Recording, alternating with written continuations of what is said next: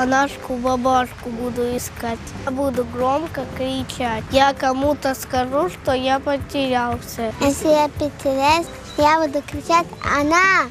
Она!» Буду кричать «Баба! Баба!». Если я потеряюсь, я на помощь полицейских буду звать.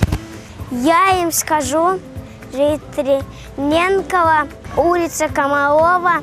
Я позвоню маме, чтобы она меня забрала домой. А есть телефон, ты дома забыла?